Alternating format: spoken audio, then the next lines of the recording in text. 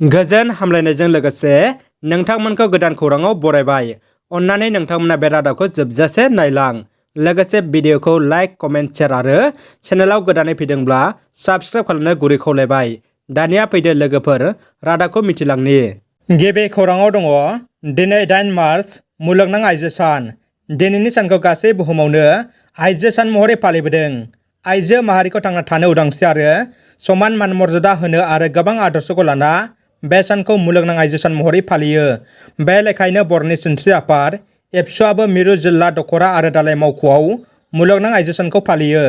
देग्लाय मिरु आरो क'क्राझार जिल्ला एबसु जथायै सा क'क्राझार दख'रा एबसुनि बेन्दोङाव थानाय राजा इरागदाव नब्लाङाव जेन्डार इकुवेलिटि टुडे फर ए सास्टेनेबल टुमर' टीमखौ लानानै सानसेनि मेहेरगोनां हाबाफारिजों मुलुगनां आइजो सानखौ खुंफुंदों। मेट्रिक आनजादनि गोनांथार खौरां।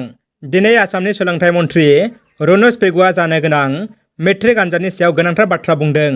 मख'नो गोनांदि थांनाय बोसोरनि आनजादनि कुइसन पेपार आरो एन्सार बुकलेटजोंनो देग्लायनि मेट्रिक आनजादा जागोन होनना बिथाङा रोखा खालामदों। बे बिथिङाव फोरोंगिरि आरो फरायसाफ्रा जेबो गोनो गोथो जानांगौ गैया होनना बुंथियो। मख'जाथावदि थांनाय बोसोराव नोजोरनिसेयाव कभिड-19 बेरामनि थाखाय रायजोआव मेट्रिक आनजादखौ खुङैयाव सेबखांजानाय एन्सार कुइसन पेपार आरो एन्सार बुकलेटआ बाहायजायालासिनो थानायखाय बेखौनो देग्लाय बाहायफिननो सोलोंथाइ बिफाना थांखि लादों। मख'नो गोनांदि थांनाय बोसोराव 40% बांसिन सिलेबास लाना आनजादनि बिलाइखौ सेबखांनाय जादोंमोन आरो बे बिलाइजोंनो सेबाया देग्लाय आनजाद खुंनो थियारि। बे बेलायाव साफ्रोम फोरोंगिरि फरायसाफ्रा जेबो गिनांगौ साननांगौ गैया होनना सोलोंथाइ मन्थ्रिया खौरां बिजोङाव बुंथियो। BTRनि चिफ प्रमद बर'आ अदालगुरि कलेजनि फोरोंथाइ मिरुआव बाहागो लाहैदों। दिनै अदालगुरियाव अदालगुरि कलेजनि फोरोंथाइ मिरुआव सोलोंथायारि बाहाय बिगियान, अनलाइन फोरोंथाइ आरो सोलोंनायनि सायाव मोनसे सानथामनि फोरोंगिरिफोरनि फोरोंथाइ हाबाफारियाव बाहागो लाना फोसावनानै होयो बिथाङा। लोगोसे बिथाङा गासिबो फोरोंनाय हाबायाव गोसो गुदुं बिथांमोनखौ बे हाबाफारियाव बाहागो लानो थाखाय गुरै खावलायहरदों।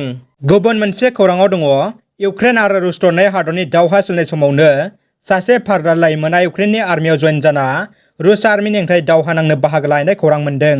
मिथिनो मोननाय जादोंदि भारतनि सैनिकेश रबि चन्द्र मुंनि लाइमोना 2018 मायथाइयावनो इउक्रेनाव फरायनो थांदोंमोन। बियो इउक्रेननि खार्किभ सोहोरनि नेशनेल एर'स्पेस इउनिभार्सिटियाव फरायबाय थादोंमोन। बिनि फरायनाया बोहैथि जुलाइ दानावनो जोबनो गोनांमोन। नाथाय हरखाबै रुसिया आरो इउक्रेननि दावहाया जायो।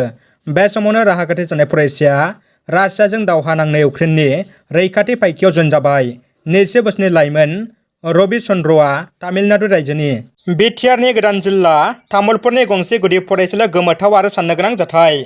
गुदि फरायसालिनि गाहाय फोरोंगिरिनि नखराव जुलिनि थाखाय थियारि खालामबाय थानायनि थाखायनो गुदि फरायसालिनि आनजादखौ थि समाव खुङालासे फावसिनाय जाथाया ओनसोलनाङै सोमोनांहोदों आरो ओनसोलाव बे जाथायखौ लाना गोख्रों फिनजाथाय सोमजियो।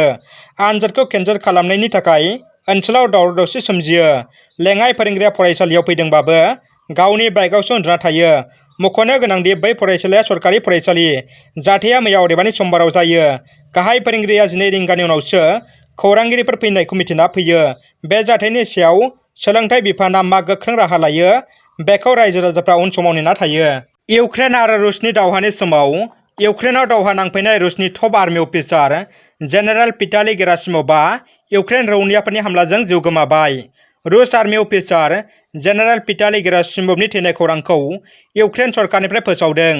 मख'नो गोनांदि इउक्रेन आरो रुसनि दावहाया दिनै 13 सानाव आगान होबाय। अब्लाबो दावहाया दासिम सोलिगासिनो आरो बे दावहाया माब्ला जोबगोन बेनि दासिम जेबो खौरां गैया। दानिया फैदो जोबथा खौराङाव। BTRनि राजधानि क'क्राझाराव गोबां बिबांनि फोजोबस्रांग्रा हाथियार आरो गुलि बारुद बोखांनो हादों। क'क्राझारनि महामाया संरैखा हाग्रा ओनसोल आरो खालबागाननिफ्राय पुलिसआ बोखांनो हादों गोबां बिबांनि हाथियारखौ। मोनसे स्रोद सुलुंनि बिथाजों पुलिस बिफाना नागिरना बेफोर हाथियारखौ बोखांनो हायो। पुलिस बिफाननि गोजौ बिबानगिरि LR बिष्णोया खौरां बिजोंनि गेजेरजों बे बाथ्राखौ मिथिहोदों। रादाबा एसेनोसै लोगोफोर।